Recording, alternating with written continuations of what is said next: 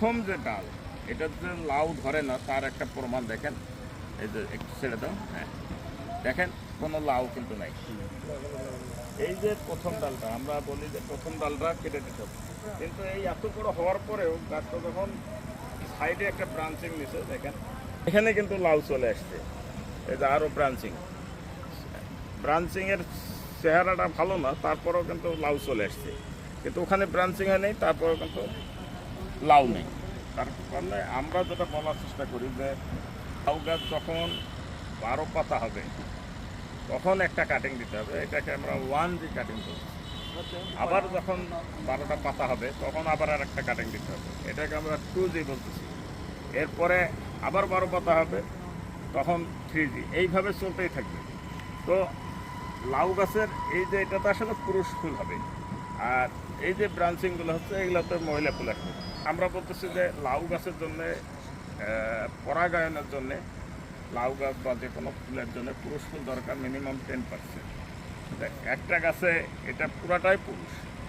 এটা যখন 1G কেটে দেবেন, 1G হলো এটা 50% পুরুষ হবে আর 50% মহিলা ফুল আসবে।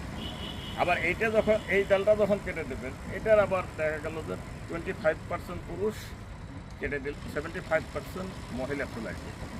এইটা থেকে যখন আমরা আবার একটা ডাল কেটে দেব তখন 87% মহিলা, 12.5% পুরুষ আসবে।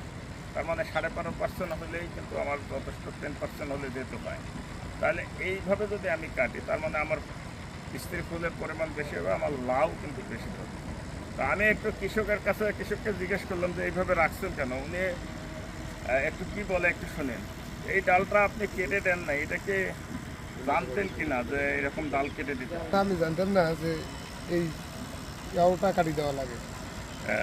মানে 12 পাতা হলেই কেটে দিতে হয়, এটা জানতেন না? না, জানতাম না। তা এখন দেখেন এটা আসলে জোর করে কিন্তু এই ডালটা আসছে মূল ডালটা থেকে, কিন্তু যদি কেটে দিতেন অটো কিন্তু এটা সুন্দর একটা ডাল, মোটা ডাল কিন্তু বের হতো। তখন এখান থেকে আপনার যে লাউটা হবে সেটা সুন্দর হতো, আবার হেলদি লাউ হতো। এই যে আজকে যে জিনিসটা জানলেন, ভবিষ্যতে এই কাজটা করবেন কিনা? হ্যাঁ, করবো। আজকে জানলাম। যে একবারে প্রমাণ পেলেন তো, একবারে কোনো ডালে একটু তো কোনো ডালে এই ডালটায় কিন্তু কোনোভাবেই স্ত্রী ফুল নাই, মানে লাউ ধরেনি। এটা তো দেখলেন, তার মানে এখন বিশ্বাস হলো তো।